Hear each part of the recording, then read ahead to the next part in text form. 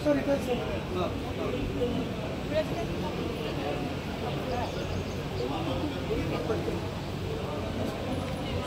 गाडगेबाबा अमरावती विद्यापीठ अमरावती महानुभाव देशन केंद्र व कर्तव्य मंडल कार्यालय सन्माननीय श्री प्रशांत भाऊ मल्ले यांच्या संयुक्त विद्यमाने 5 दिवसीय प्रबोधन व्याख्यान विशेषतः स्मृतिस्थळ विवेचक अभ्यास हा 5 दिवसाचा प्रबोधन व्याख्यानाचा कार्यक्रम या ठिकाणी संपन्न होणार आहे। याचा उपस्थित असलेले सन्माननीय डॉक्टर भैयासाहेब पेठकर सदस्य व्यवस्थापन परिषद संत गाडगेबाबा अमरावती विद्यापीठ अमरावती सन्माननीय डॉक्टर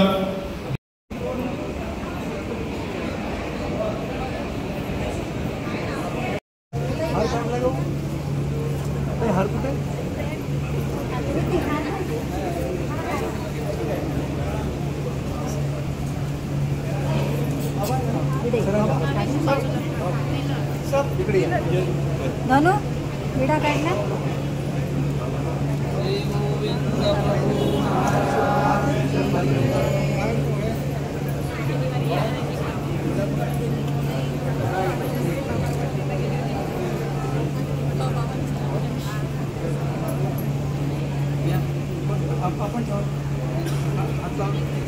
पत्रं पुष्पं फलंतो यं योगी भक्ता प्रयच्छति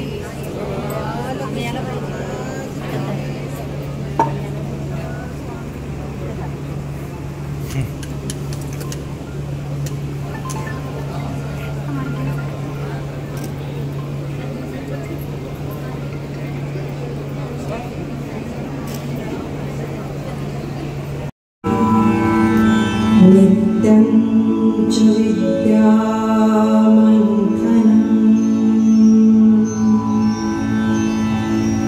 नित्यं हि विद्यासर्जनं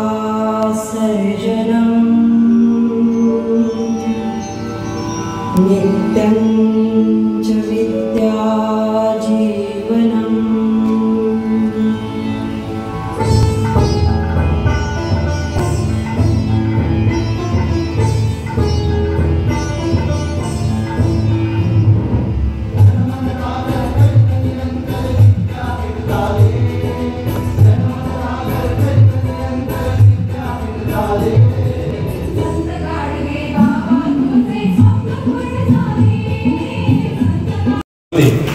आजपासून चालणाऱ्या 5 दिवसीय प्रबोधन व्याख्यानमालेच्या उद्घाटन समारंभाची सुरुवात करावी।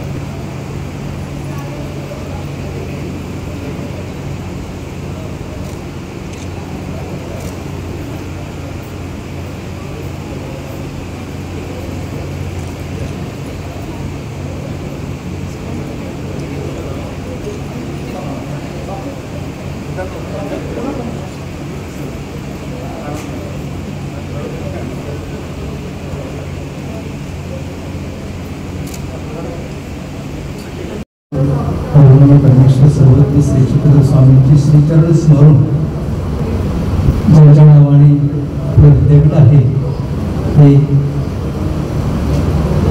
कर्मयोगी संत गाडगेबाबा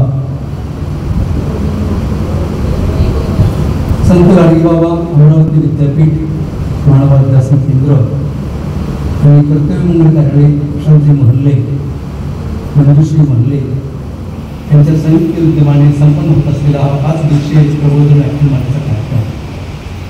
या कार्यक्रमामध्ये स्मृतिस्थळ हा जो आमच्या अभ्यासक्रमाचा ग्रंथ आहे विद्यापीठाच्या त्या अभ्यासक्रमाच्या ग्रंथावर विवेचक अभ्यास या ठिकाणी आपल्याला श्रवणी करायचा आहे। याचे या उद्घाटन समारंभाचे सन्माननीय अध्यक्ष डॉक्टर गोविंदजी बाराकी सर कुलगुरू संत गाडगेबाबा अमरावती विद्यापीठ उद्घाटनी सत्राचे आणि संपूर्ण कार्यक्रमाचे उद्घाटक आदरणीय कविश्वर कुलाचार्य श्री कारंजेकर बाबा अमरावती नियोजित अध्यक्ष अखिल भारतीय मानव परिषद आपल्याला त्यांचं जे उद्बोधन करणारे आहेत ते प्रवक्ते आदरणीय उपाध्याय कुलाचार्य श्री वर्धनस्थ मेडिकल बाबा रणाईचे जळगाव, ज्यांची सन्माननीय उपस्थिती आहे ती डॉक्टर भैयासाहेब मेटकर, सदस्य व्यवस्थापन परिषद, संत गाडगेबाबा अमरावती विद्यापीठ,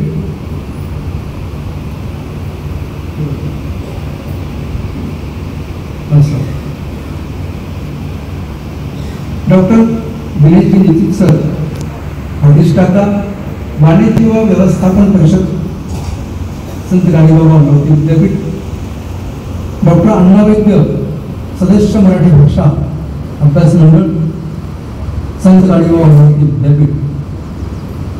या ठिकाणी अनेक मान्यवर देखील उपस्थित झालेले आहेत. विद्यापीठातील रसायनशास्त्राचे प्राध्यापक डॉक्टरेट डॉक्टर निलमजी तायडे सर आहेत, डॉक्टर सचिनजी चर्जन आहेत, अनेक मान्यवर आहेत मिळाले. अमरावती शहरातील, अमरावती जिल्ह्यातील विविध भागातून आलेले संशोधन संत गाडगेबाबा अमरावती विद्यापीठामध्ये निरनिराळे अभ्यासन आहे. एका एका विचाराचा आणि मूल्यांचा प्रचार व्हावा, सामाजिक समरसता आणि सामाजिक दायित्व ही जी विद्यापीठाची भूमिका आहे, ही भूमिका अभ्यासनाच्या माध्यमातून विद्यापीठ संपन्न करत असते. अनेक अध्यासनापैकी मानव अध्यासन केंद्र आहे आणि मान्य कुलगुरूंची परवानगी आहे. तुम्हाला जिथपर्यंत पोहोचता आलं तिथपर्यंत पोहोचा, तुम्हाला जिथपर्यंत जाता आलं तिथपर्यंत तुम्ही जा. आणि सर्वज्ञ श्री चक्रधर स्वामींचा विचार, मानवांचं तत्वज्ञान, मानवांचं वाङ्मय आणि लीळाचरित्र, हा जो दायित्वाचा भाग आपला आहे आपण करावा. आणि म्हणून विद्यापीठाच्या बाहेर हा कार्यक्रम प्रशांतजी मोहल्ले यांच्या प्रेरणेने होत आहे. त्याचं कारण असं झालं की प्रशांत मोहल्ले आणि मंजुश्री मोहल्ले दोघे मिळून वडगाव दत्त मंदिरात आले आणि त्यांना काय वाटलं की माझ्याकडे तसं फार लोक कमी येतात, पण देवाकडे जायचं म्हटलं की 10 रुपयाचा वेळा नारळ सुपारी 10 रुपयात काम आठवतो, पण बाबाकडे जायचं म्हटलं की 50 किंवा 100 रुपये कपडाला लावे लागतात. हे कळलं. मग त्याची इच्छाच आहे, तो तिकडे येतो. आणि प्रशांतची मुली उभे दोघे आले आणि बाबा आपण जो कार्यक्रम घेतला होता 3 दिवसीय व्याख्यानवाणीचा प्रबोधनाचा, तसाच कार्यक्रम आपल्याला अजून एकदा घ्यायचा आहे. मग ते कधी घ्यावं काय असं ठरवलं, जुलै महिने ठरला. परंतु हा नेमका लग्नाचा कार्यकाळ आहे, कार्यालय बुक असतात. पण ते म्हणजे जरी या कार्यखंडामध्ये या तारखा कोणी आलं माझ्याकडे तरी मी ते घेणार नाही, मी करणार नाही. असा पहिला त्याग त्यांनी सांगितला की आपल्या 1000 रुपयाला त्यांनी त्याग दिला की नाही, मला धर्मकार्य करायचं तरी त्यांचे वडील श्रीधरजी मोहल्ले यांची प्रेरणा त्या पाठीमागे आहे. आणि असं म्हटल्यानंतर मी विचारत पडलं की कोणत्या बाबाला आता सोनपेठे बाबा कोणाला बोलवणार, तर कोणाला बोलवायचं बा. आणि सकाळी जेव्हा स्मरणाला उठलो मी, त्या भजनस्थ श्री गणेशजी बाबा यांचं नाव स्मरणामध्ये आलं आणि प्रश्न बोलून फोन केला की असं असं बाबांचं आपण ठेवूया. पण आणि त्या पद्धतीनुसार त्या कार्यक्रमाचे नियोजन झालं. या नियोजनामध्ये जे बळ असतं पहा, आर्थिक बळ असतं, अनुदानाचं बळ असतं, उपस्थितीचं बळ असतं, हे सर्व बळ जे आहे आमच्या अमरावतीकडे पुरवतात. त्यामुळे प्रामुख्याने सर्वज्ञान प्रबोधन मंडळ, रावळमाय रावळबापू मंडळ आणि श्री चक्रधर स्वामी माधंबा महिला मंडळ, अशा 3 मंडळ. आणि त्याबद्दल विविध ठिकाणचे जे अनुयायी आहेत आणि मानव साहित्यावर, मानव वाङ्मयावर प्रेम करणारी मंडळी आहेत, त्यांचा सर्वांचा सहभाग लागला. त्यामुळं सकाळ दुपार संध्याकाळ इथे हा स्थायी स्वरूपाचा कार्यक्रम आहे. हा एक प्रकारचा वर्कशॉप आहे, 5 दिवसाचा स्थायी स्वरूपाचा कार्यक्रम आहे आणि तसं नियोजन तिथे केलेलं आहे. यामध्ये प्रमोदरावजी बनसोड, आनंदरावजी तेलकडे, प्रतिभाताई बबूल या लोकांचा अग्रणी सहभाग आहे आणि त्या माध्यमातून हा कार्यक्रम संपन्न. या कार्यक्रमाचे जे उद्घाटक आहे त्यांना विनंती केली 6 महिन्यापूर्वीच की जेव्हा ठरलं तेव्हा बाबांकडे गेलो आणि बाबांकडे गेल्यानंतर त्यांची तारीख घेतली आणि सांगितली की आपल्याला उद्घाटन आपले येणं अगत्याच आहे. बाबा काल दिवसभर मुंबईत होते, रात्री नाशिकमध्ये होते आणि रात्री 2 वाजता ते अमरावतीत पोहोचले. त्यांचं आपल्याविषयी असलेलं प्रेम, अनुबंध, ऋणानुबंध ते त्यांनी आपल्या उपस्थितीने व्यक्त केलं आहे. माननीय कुलगुरूंनी सर्व गोष्टींमध्ये आपले प्रशासकीय कार्य व्यस्तता असताना देखील मी मित्र डॉक्टर भैयासाहेब भेटकरांना सांगितलं की मी सर्व ठिकाणी पोहोचू शकत नाही आणि सर्वांपर्यंत जाणं गरजेचं आहे, त्यांना आठवण देणं गरजेचं आहे, त्यांची कार्यव्यस्तता खूप आहे, त्यांना घेऊन येणं जबाबदारी आणि ती जबाबदारी भैयासाहेब भेटकरांनी संपन्न केली. आणि या ठिकाणी या कार्यक्रमाचे उद्घाटकीय सत्राचे अध्यक्ष म्हणून आपल्याला आदरणीय माननीय कुलगुरू लाभले उपस्थित झाले. आणि हा सोहळा जो आहे हा संत संगतीचा सोहळा, वाङ्मय संगतीचा सोहळा, सत्संगाचा सोहळा, हा वाङ्मय विचाराचा जो एक प्रकारचा साहित्य संमेलनाचा, परिसंवादाचा किंवा ज्याला आपण आपल्या भाषेमध्ये काय एक कार्यशाळेचा भाग म्हणतो, त्यामध्ये आपल्याला समरस होता आला. आपण या ठिकाणी उपस्थित झाले. आपल्या सर्वांबद्दल मला अतिशय आनंद वाटला आणि नंतर व्यक्त केलं जाणारे सर्वांचं स्वागत करतो आणि थांबतो. श्री चक्रधर स्वामी की जय. संत गाडगेबाबा अमरावती विद्यापीठ आणि महानुभाव अध्यासन केंद्र यांच्या वतीने आयोजित 5 दिवसीय प्रबोधन व्याख्यानमाला म्हणजे स्मृतीस्थळ विवेचक अभ्यास यावर ही व्याख्यान या ठिकाणी संपन्न होणार आहे. आणि म्हणून आजच्या या उद्घाटन समारंभाचे अध्यक्ष आदरणीय श्रद्धेय संत गाडगेबाबा अमरावती विद्यापीठाचे कुलगुरू आदरणीय डॉक्टर मिलिंदजी बाराते सर, या कार्यक्रमाचे जे प्रवक्ते आहेत ते परमपूज्य आदरणीय श्रद्धेय उपाध्याय कुलाचार्य श्री वर्धनस्थ बिडकर बाबा महानुभाव राणाईचे, त्याचप्रमाणे या ठिकाणी उपस्थित असलेले आदरणीय doctor भैयासाहेबजी भेटकर, doctor दिनेशजी Nichit, doctor Annaji वैद्य आणि हे जे कर्तव्य खऱ्या अर्थानं पार पाडत आहेत, कर्तव्य आमच्या माध्यमातून हे आपलं कर्तव्य आहे आणि ते कर्तव्य खऱ्या अर्थानं पूर्ण करण्याचं काम या ठिकाणी करताय असे आदरणीय श्री प्रशांतजी मानले, महानुभाव अध्यासनाचे प्रमुख आदरणीय डॉक्टर सोनपेटकर बाबा, महिला मंडळासह सगळी मंडळ या ठिकाणी उपस्थित आहेत, त्याचे सर्व पदाधिकारी,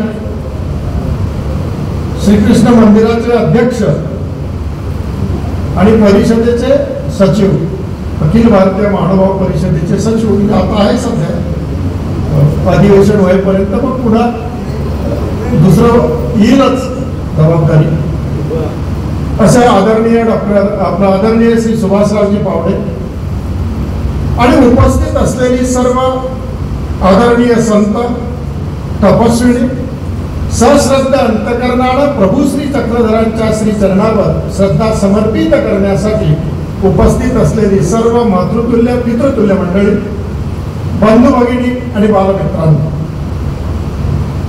खरं तर या ठिकाणी संत गाडगेबाबा अमरावती विद्यापीठाच्या माध्यमातून जे महानुभाव अध्यासन केंद्र आहे त्या केंद्राच्या माध्यमातून सातत्यानं सर्वज्ञ श्री चक्रधर प्रभूंचे विचार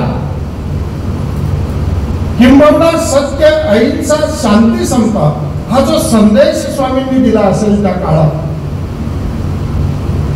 तो तळागाळात पोहोचण्यासाठी विविध माध्यमातून अमरावती विद्यापीठ महानुभाव अध्यासनाच्या माध्यमातून अग्रसर खऱ्या अर्थानं आहे हे आपण आपल्या डोळ्यांनी खऱ्या अर्थानं बघत असतो. महानुभाव संप्रदायाचं तत्वज्ञान आणि त्यावर आधारित असलेली ग्रंथ अत्यंत महत्वाची आहे. आपण जर बघितलं तर 6,500 हस्तलिखित ग्रंथ आहेत. आम्ही कमी पडू, ग्रंथ जास्त आहे.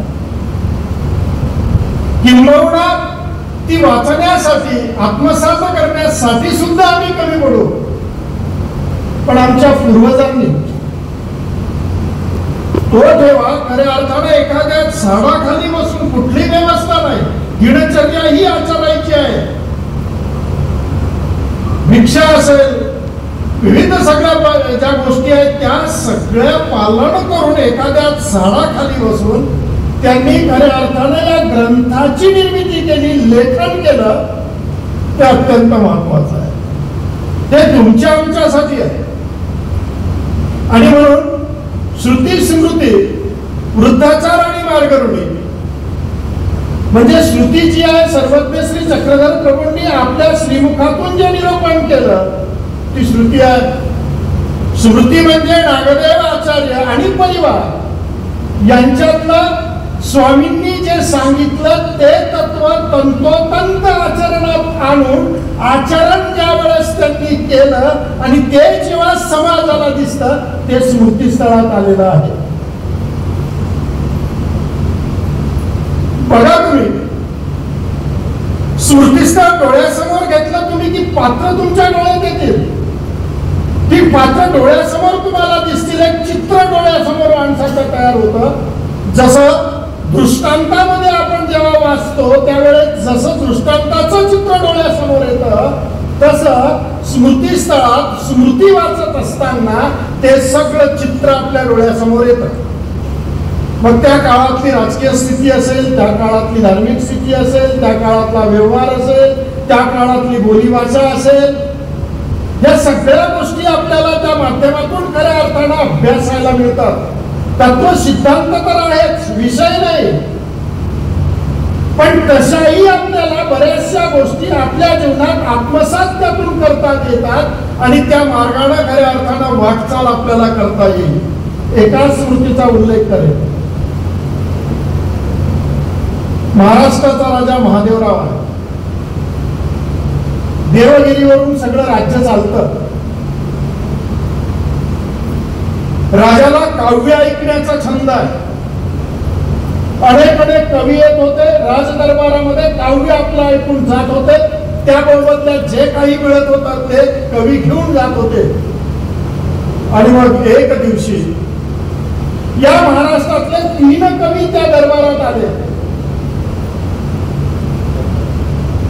साल कवी आहे, नरेंद्र कवी आहे, एकाने नलोपाख्यान केलेलं आहे, एकाने रामायण लिहिलेलं आहे आणि एकाने रुक्मिणी संयवराची कथा लिहिलेली आहे.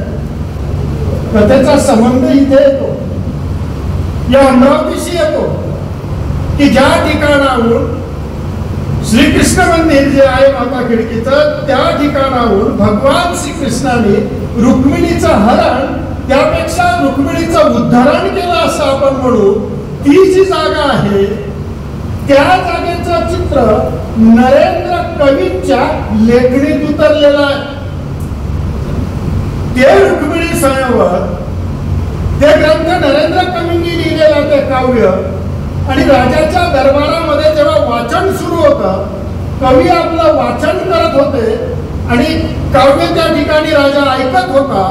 आणि मग अशा वेळेस नरेंद्र कवी उठला, राजाकडे बघतो, बघा राजाकडे बघतो आणि हात जोडतो आणि म्हणतो, राजे, भगवान श्री कृष्णाची कथा जर तुम्ही ऐकली तर तुमच्या हाडागतल्या पापाचं पुरस्करण होईल.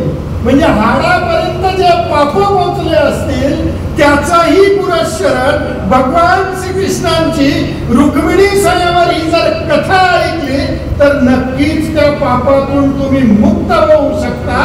धमकावून नरेंद्र कवींनी राम त्या देवगिरीच्या दरबारात महादेवराव राजांना सांगितलं.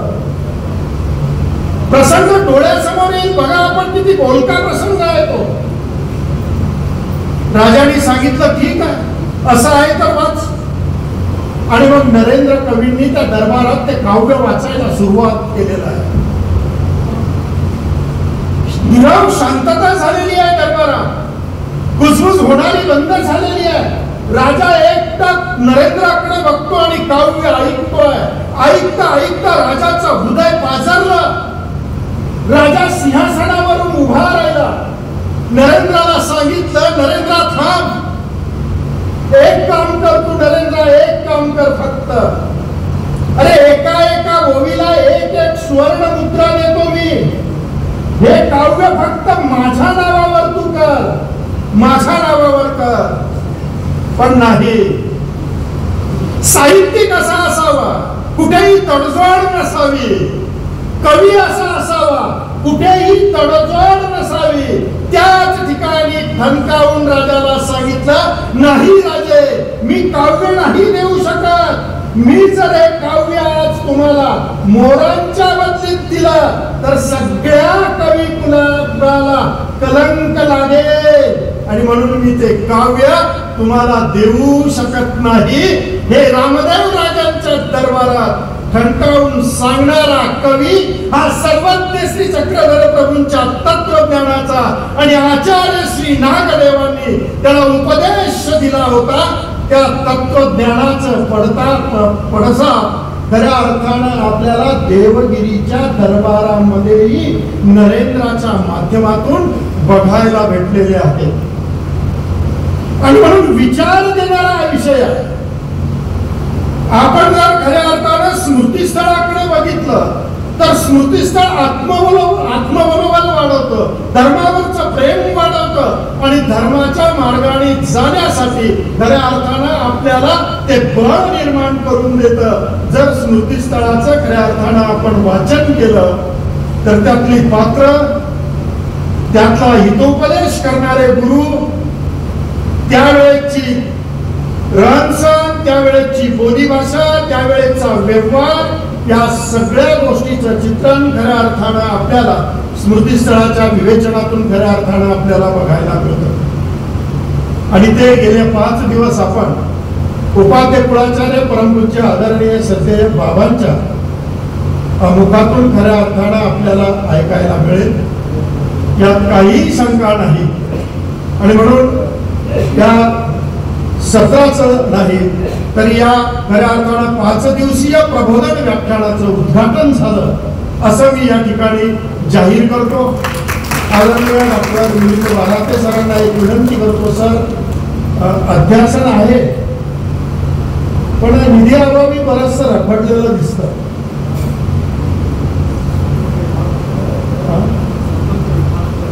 हा, जागा भरपूर आहे. वास्तविक मराठी भाषा विद्यापीठाची बैठक झाली त्यावेळेस आदरणीय तंत्रशिक्षण मंत्री, म्हणजे आताही तेच आहे, आपला आदरणीय चंद्रकांत दादा, कालही मी त्यांच्याकडे एका बैठकीसाठी होतो.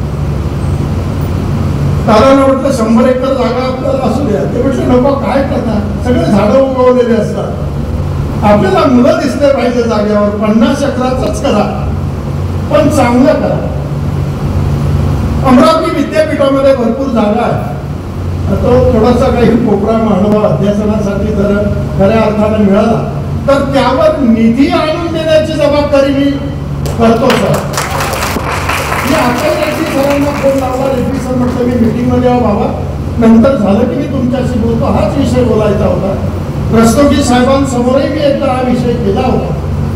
आपल्या अध्यासनाचं पत्र बाबांनी मला पाठवलं होतं त्याच्या निधीसाठी. तेव्हा रस्तोगी सरांनाही मी ते सांगितलं होतं, पण त्यावेळेस झालं नाही.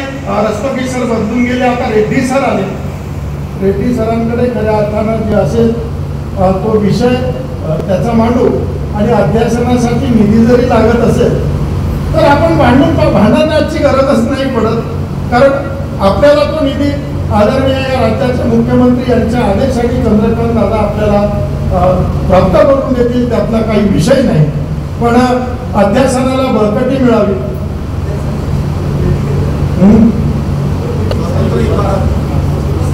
हा, स्वतंत्र इमारत ना. बरं, त्या प्रस्तावाची कॉपी आमच्याकडे द्या, म्हणजे आम्ही पुढचा फॉलो खऱ्या अर्थानं त्याचा घेऊ. आणि नक्कीच संत गाडगेबाबांच्या नावाने आहे, वैराग्यमूर्ती संत गाडगेबाबांच्या नावाने खऱ्या अर्थानं आमचं अमरावतीचं विद्यापीठ आहे. त्या विद्यापीठाच्या माध्यमातून असे विविध प्रकल्प खऱ्या अर्थानं राबवले गेले तर नक्कीच समाजाला एक नवीन दिशा, नवीन चेतना खऱ्या अर्थानं मिळू शकणार आहे. आणि म्हणून या कार्यक्रमाचे अध्यक्ष आदरणीय डॉक्टर मिलिंदजी बाराते सर, कुलगुरू संत गाडगेबाबा अमरावती विद्यापीठ यांना या निमित्तानं ती मी विनंती या ठिकाणी केलेली आहे. उद्घाटन या 5ही दिवशी व्याख्याना सत्राचं झालं असं मी या ठिकाणी जाहीर करतो. धन्यवाद. देविली निज शक्ति पुरविति सत्कामना चिंतिनी नामादि चतुसाधने प्रतिदिने ज्ञानामृते घोडिली ती माला वदनार्थ हेतु धरुणी त्वत्प्रार्थना मांडली। सर्वज्ञ श्री चक्रधर स्वामी श्री गोविंद प्रभु महाराज की जय। आज या 5 दिवसीय प्रबोधन व्याख्यानाची सुरुवात आणि या प्रस्तुत कार्याच्या प्रसंगी या उद्घाटनाचे समारंभाचे अध्यक्ष डॉक्टर मिलिंद बारहाते, संत गाडगे बाबा विद्यापीठ कुलगुरू या ठिकाणी प्रामुख्याने ते उपस्थित आहेत, ज्यांनी या कार्याचं उद्घाटन करून 5 दिवसासाठी आपल्याला हे प्रबोधनासाठी व्याख्यान सत्र खुलं केलं असे कवीश्वर कुलाचार्य, माझे स्नेही आदरणीय परमपूजनीय अमरावती राजापेठ आश्रमाचे संचालक श्री कारंजेकर बाबाजी, त्याचप्रमाणे या सभामंचावर उपस्थित ज्यांचे विशेष प्रयत्न आहेत, जे आयोजक आहेत असे आदरणीय आचार्य प्रवर श्री सोनपेटकर बाबाजी, या सभा आपण ज्या ठिकाणी कार्यक्रम घेतो आहोत या कार्यालयाचे संचालक व्यवस्थापक चालक श्री प्रशांतजी मोहल्ले, त्याचप्रमाणे इतरत्र मान्यवर आणि आमचे असलेले सर्व संत महंत वासनिक सद्भक्त आणि या अमरावती शहरातील सर्वच मंडळाचे असलेले सदस्य सद्भक्त श्री सुभाषरावजी पावडे, या प्रबोधन व्याख्यानासाठी या अमरावती शहरामध्ये नेहमीच पर्वणी असते। संत गाडगेबाबा विद्यापीठ या ठिकाणी सुद्धा पूर्वी आमचे महंत सोनपेटकर बाबांनी मला 3 दिवसाचा कार्यक्रम त्या ठिकाणी आयोजित केला होता। चर्चासत्र झाले, अनेक विषयांवर सखोल चर्चा झाली आणि स्वामी श्री चक्रधरांच्या तत्वज्ञानाला उजाळा देण्याचं कार्य जे ज्ञानाच्या माध्यमातून होत असते, की आम्हाला स्वामी श्री चक्रधरांनी काही असे सूत्र व्यवहाराला धरून दिलेले आहेत की त्या सूत्रामधून आपल्याला काही अपूर्वता साधता येते। असं म्हटलं स्वामींनी की परस्परे मंथन कीजे मग नूतन होईल। जेव्हा आपण एखादी ताकाला रवी लावत असतो आणि मग ते रवीचं मंथन ज्या वेळेला त्या ताकामध्ये घुसळण ज्या वेळेला करतो, पुन्हा पुन्हा लोणी त्यामधून निघत असते, पुन्हा जेवढी आपण त्याला रवी लावतो पुन्हा लोणी निघते। हा व्यावहारिक अनुभव सामान्य शब्दात आम्हाला स्वामी श्री चक्रधरांनी सांगितला की अशा प्रकारे ज्ञान जे असते, ब्रह्मविद्या जी असते, हिची खोली तुमच्या लक्षात येणार नाही, तिचा शेवट कळणार नाही। जसं समुद्र आहे, आम्ही समुद्राला बघायला गेलो पण समुद्राचा मध्य तुम्हाला सांगता येत नाही आणि शेवटही सांगता येत नाही, कारण हा दृष्टिक्षेपाच्या पलीकडचा भाग असतो। आणि म्हणून ज्या गोष्टी अमूर्त असतात त्या गोष्टीला मूर्त स्वरूपामध्ये उतरवायसाठी तिथे ईश्वरीय ज्ञान स्वतः कार्य करत असते आणि ती ज्ञान दृष्टी किंवा ज्ञानरूप विचार ज्यावेळेला स्वतः भगवंत आपला अवतार धारण करून येतात, तो स्वतः त्या ठिकाणी आपला विचार आणि आपलं कर्तृत्व, आपला परिचय या असलेल्या सृष्टीच्या ठिकाणचं जे रहस्य आहे त्याचा उलगडा परमेश्वर स्वतः करत असतात। त्यासाठी ती ब्रह्मविद्या जी आहे त्या ब्रह्मविद्येला आम्हाला मूर्त स्वरूप द्यायसाठी, समजण्यासाठी त्या विचाराला शरण जावं लागते, ते तत्वज्ञान आत्मसात करावं लागते, त्यासाठी ती भावना असावी लागते, त्यासाठी ती श्रद्धा असावी लागते, नव्हे त्यासाठी एक रहस्य म्हणून सुद्धा त्या मागचा एक उलगडा आपल्याला करता येत असतो। काही जीवोद्धरण कार्यासाठी त्याचा उपयोग करू शकतात, काही दृष्टपर भावनेतून सुद्धा ते शास्त्र जाणण्यासाठी, आपलं कार्य सिद्धीला नेण्यासाठी, काही व्यवहारिक दृष्ट्या त्यासाठी आपले प्रापंचिक दृष्ट्या अनेक प्रकारचे विषय मार्गी लावण्यासाठी सुद्धा तो त्या तत्वज्ञानाचा उपयोग आपल्या जीवनात करू शकतो। आणि म्हणून स्वामींनी असं म्हटलंय की काही शास्त्र दृष्टाप्रती, काही अदृष्टाप्रती, तुम्ही या शास्त्राचा दोन्ही अर्थ उपयोग करू शकता, कारण रहस्य म्हणून तर या शास्त्राचा अभ्यास केला पाहिजे। एक जाणीवपूर्वक एखादं तत्वज्ञान प्रतिपादन करत असताना जेव्हा एखादी ईश्वर परंपरा, धर्मशास्त्र आपल्या पुढे काहीतरी विषय मांडत असते, त्यामध्ये निश्चितच एक तत्वज्ञानाचा खोलीचा भाग हा आपल्या स्वातंत्र्य जीवाला लक्षात येत नसतो. स्वामी श्री चक्रधरांनी असं म्हटलं आहे की स्वतःसिद्ध जीवाशी ज्ञान न संभवे. या स्वतःहून जीवाला कधीही ज्ञान संभवू शकत नाही. कारण जीवाची जी मूळ स्थिती आहे, हे जीवाचं मूळ स्वरूप जे आहे ते अज्ञानमय आहे. त्याला ज्ञानमय स्वतःहून होता येत नाही. त्याला गुरुची गरजच असते, त्याला इतरांच्या मार्गदर्शनाची गरजच असते. आणि त्यासाठी ते मार्गदर्शन घेण्यासाठी सुद्धा आपली पात्रता असणं आवश्यक आपल्याला निर्माण करावी लागते. त्यासाठी आपल्या अंतःकरणाचं जे द्वार आहे त्याला घेतद्वार असं म्हटलं आहे. घेतद्वार त्या ठिकाणी जर त्याच्या ठिकाणची सुकृतता असेल, सुपिकता असेल तर ते त्या ठिकाणी बीजारोपण सुद्धा व्यवस्थित होत असते. आणि म्हणून भूमी सात्विक असावी लागते. अंतःकरणामध्ये तो शुद्धतेचा भाव असावा लागतो आणि त्यानंतर ते शास्त्रही त्या प्रकारचं बीजरूप होत असते. अशा प्रकारे या स्मृतीस्थळामध्ये एक प्रकारचं स्मृतिरूपाने आम्हाला असलेलं पूर्वजांचं चिंतन आहे. पूर्वजांनी निर्माण केलेला भक्ती मार्गाचा जो एक परंपरेचा भाग तो त्यामध्ये जोपासला गेलेला आहे. आणि म्हणूनच स्वामी श्री चक्रधर महाराज असं म्हणतात, या धर्मशास्त्राची सुरुवात किंवा ब्रह्मविद्येची सुरुवात करून देत असताना याला ज्ञान मार्ग असं म्हटलेलं आहे की ज्ञान मार्ग ही अखंडित प्रवाहित होणारी एक कार्यपद्धती आहे. एखादी वस्तू आहे, ती वस्तू तुमची हरपू शकते, दडपू शकते, परंतु ज्ञान हे असं आहे ते हरपणार नाही, दडपणार नाही, ते सातत्याने पुढे चालणारा प्रवाह असतो. आणि म्हणून स्वामी म्हणतात की एकोणी एक दोघा वांद्र्यापासून साता पाचा. हे श्री चक्रधर स्वामींनी आचार्यांप्रती काढलेले उद्गार आहे. ज्या स्मृतीस्थळाचे जे काही प्रमुख ज्यांना आपण आचार्यांना स्मृतीस्थळाचा सन्मान देतो आहोत, की ज्या समकालीन आचार्यांच्या घडलेल्या ज्या प्रसंग आणि घटना आहेत त्यानुसार जे स्मृतीस्थळाचा ग्रंथ आधारित झालेला आहे आणि त्या समकालीन असलेल्या लेखकांनी त्याला विशेष करून न्याय देण्याचा प्रयत्न केला. आताच आपण आदरणीय कवी सरकुळाचार्य बाबांच्या मुखातून कवी नरेंद्रांचं वर्णन ऐकलेलं आहे की प्रामुख्याने नरेंद्र कवी हे आचार्यांच्या समकालीन आहेत. त्या काळात त्यांनी त्या प्रसंगाला न्याय देण्यासाठी म्हणून ते कवित्वाची आणि लेखकत्वाची जी पूर्णता जबाबदारी त्या ग्रंथाच्या माध्यमातून साकारण्याचं काम स्मृतीस्थळ हा अपूर्व ग्रंथ आहे. आपल्या चर्येला, अंतःकरणाला, धर्माला आणि आपल्या श्रद्धेला उजाळा करून देणारा आहे. फक्त त्याच्याकडे बघणारा जो दृष्टिकोन आपल्या अंतःकरणात असेल तर निश्चितच आपल्या धर्मशास्त्राचं जे काही कार्य आहे ते स्मृतीस्थळ ग्रंथात तंतोतंत त्या ठिकाणी उतरते. आणि म्हणूनच आचार्यांनी या स्मृतीस्थळाच्या माध्यमातून आम्हाला जो एक आचारपर विचारपर जो भाग आहे, शास्त्र हे दोन्ही अंगाने पुढे जात असते. एक आचाराचाही भाग असतो तर एक विचाराचाही भाग असतो. आणि म्हणून या ठिकाणी आदरणीय परमपूजनीय श्री सोनपेटकर बाबाजी यांनी मला या ठिकाणी 5 दिवसासाठी प्रबोधनासाठी या ठिकाणी बोलवलं. आता प्रबोधन आणि व्याख्यान हे वेगवेगळ्या पद्धतीत अनेक विषयाला स्पर्श करून त्या ठिकाणी त्या विषयाला समजून सांगण्यासाठी त्या स्मृतीस्थळाचा आधार आणि स्मृतीस्थळ ग्रंथामध्ये स्वामी श्री चक्रधरांचं आलेलं पूर्व परंपरागत सन्निधानापासून तर नंतर स्वामी गेल्यानंतर असन्निधानामध्ये घडलेला प्रसंग आणि हा स्मृतीस्थळापर्यंत त्यासाठी स्मृतीस्थळकारांनी म्हणजेच कवी नरेंद्र असो, त्यानंतर आमच्या आचार्य परशुराम व्यास यांनी सुद्धा या स्मृतीला उजाळा दिलेला आहे. त्यांनी स्मृतीस्थळाच्या निर्मितीमध्ये काही अंश त्यांचाही बराचसा त्यामध्ये भाग आहे.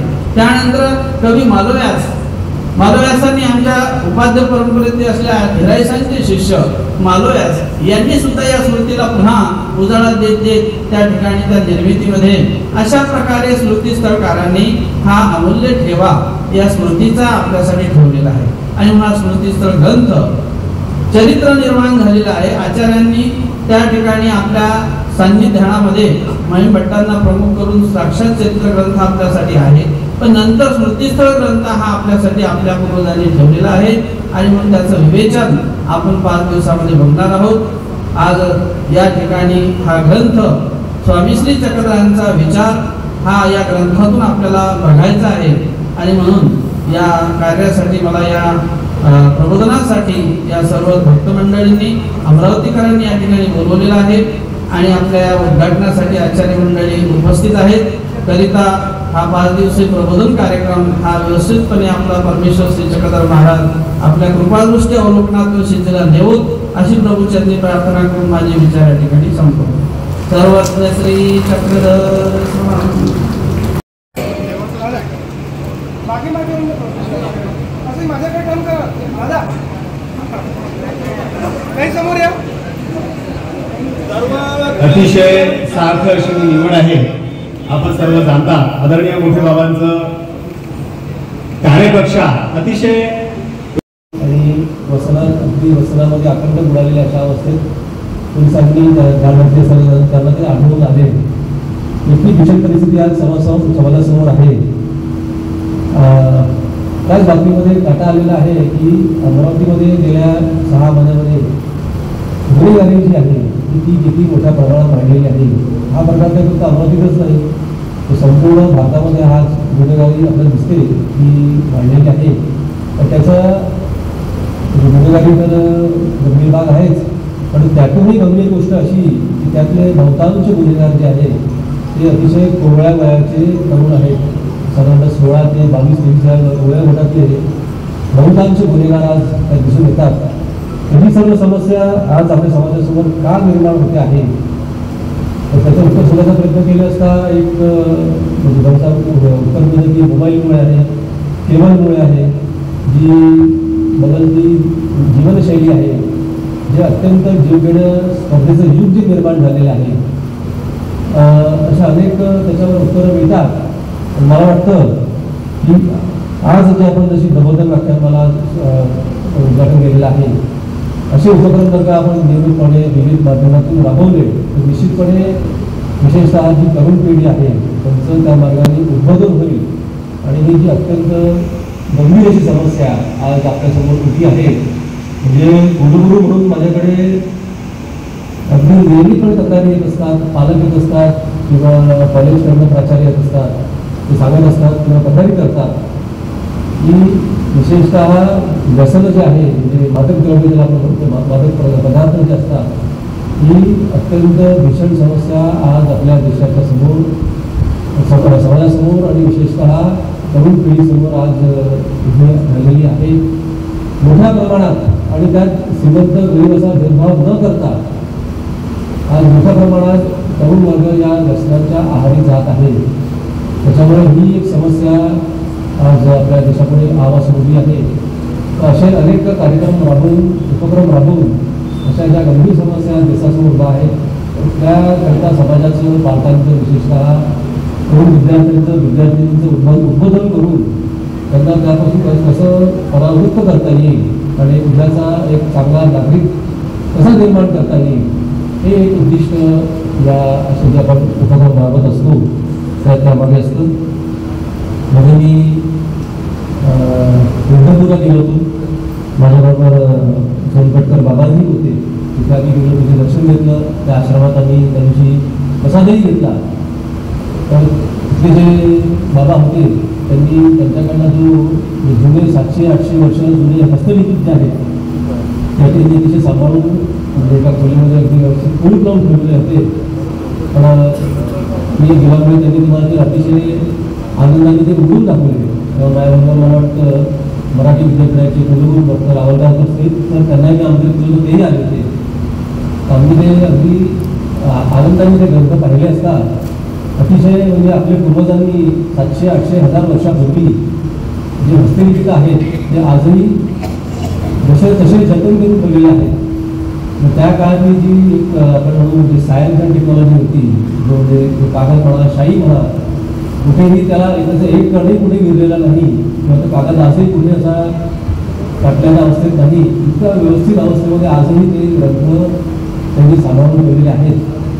मला असं वाटतं की हा जो आपला जगाचा ठेवा जो आहे त्याला आपण इंडियन नॉलेज सिस्टीम म्हणतो म्हणजे भारतीय ज्ञान परंपरा. आता नवीन राष्ट्रीय शैक्षणिक धोरण लागू झालेलं आहे. संपूर्ण भारतामध्ये नवीन क्रांतिकारक बदल या निमित्ताने शिक्षण क्षेत्रात होणार आहेत. त्याच्या अनुषंगाने त्यात एक इंडियन नॉलेज सिस्टीम म्हणजे भारतीय ज्ञान परंपरा हा एक विषय आता कंपल्सरी त्यात जोडण्यात आलेला आहे. त्या निमित्ताने आपल्या तरुणांना आपल्या भारतीय ज्ञान परंपरा काय होत्या, कशा होत्या आणि त्या मधल्या काळात कशा त्या मागे पडल्या किंवा जाणीवपूर्वक त्या मागे ठेवण्यात आल्या त्याचा या निमित्ताने विद्यार्थ्यांना अभ्यास करणं सोयीचं होणार आहे. आणि अतिशय जी अभिमानास्पद म्हणजे जी इंद्रपूरला मी जो खजिना पाहिला अशा अनेक खजिने आपल्याकडे दडलेले आहेत, अनेक परंपरा आहेत, ज्ञानाचा समृद्ध साठा आपल्याकडे आहे. तो या निमित्ताने विद्यार्थ्यांना उपलब्ध होणार आहे. या निमित्ताने हे जे जसं बुद्धपूर्वान उदाहरण दिलं, हा जो ज्ञानाचा ठेवा आहे, या संदर्भातही या संबंधांनीही रिसर्च होणं, संशोधन होणं आणि त्यातलं जे ज्ञान आहे, त्यातलं जे देणं आहे ते कुठेतरी समाजापर्यंत, जास्तीत जास्त समाजापर्यंत त्याचा प्रचार आणि प्रसार होणं हे अत्यंत आवश्यक आहे.